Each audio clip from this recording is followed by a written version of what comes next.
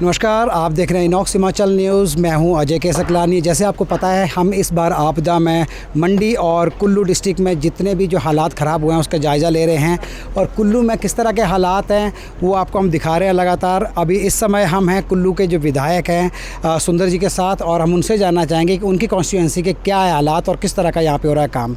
नमस्कार सर, आपका स्वागत है हमारे चैनल में। सर, कुल्लू की अगर हम बात करें तो इस बार आपदा में काफ़ी नुकसान हुआ है, तो आप जायज़ा ले रहे हैं अलग अलग जगह में जा कर के, तो किस तरह के हालात अभी आपके एरिया में हैं?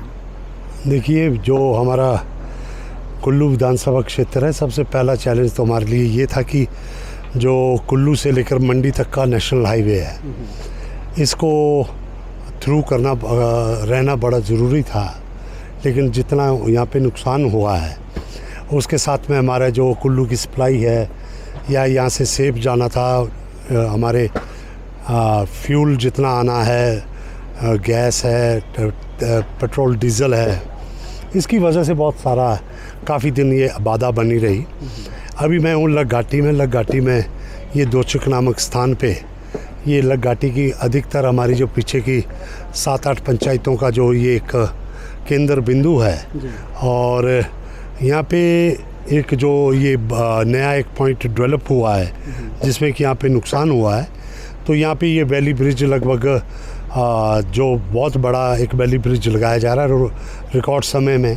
तो ऐसे में क्योंकि अभी 2-3 दिन हुए जब कि मौसम साफ़ रह रहा और कुछ काम करने का मौका मिला है, लेकिन लग घाटी मणिकर्ण घाटी के जो पहले तो हमारा नेशनल हाईवे को थ्रू करने का मामला था, अब लग घाटी और मणिकर्ण घाटी को हम इसको रिस्टोर करने में लगे हुए हैं और मशीनें बहुत लगी है, विभाग बहुत काम कर रहा है।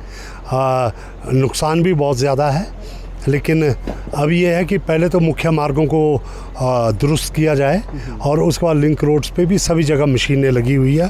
तो मैं समझता हूँ कि अगले हफ्ते भर में पूर्णतः काफ़ी हद तक स्थिति में सुधार होगा और हर एक पंचायत तक हम पहुँच जाएंगे।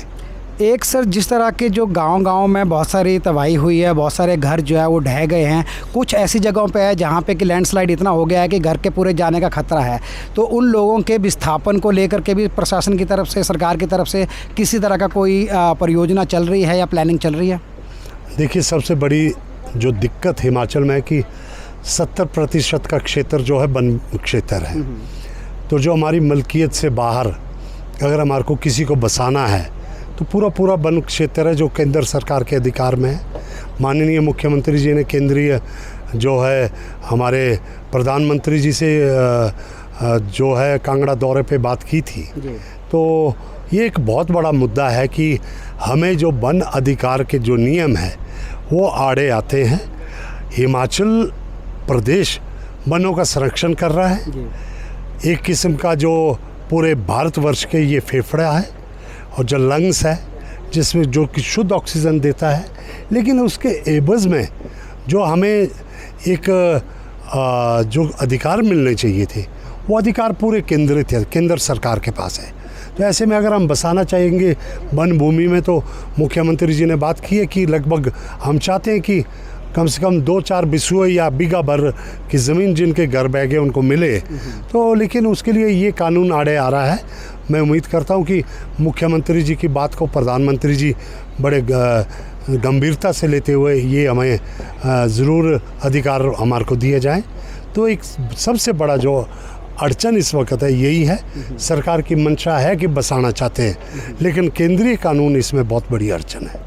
एक से अभी दशहरा भी आने वाला है और कुल्लू का दशहरा क्योंकि विश्व प्रसिद्ध दशहरा है और ऐतिहासिक दशहरा है, तो ऐसे में जितने भी जो देवी देवता आने हैं, लोग आने हैं गांव से, तो आपको लगता है कि तब तक जो सड़कें हैं वो खुल सकती है हर जगह और लोगों की आवाजाही जो है वो शुरू हो सकती है स्मूथली?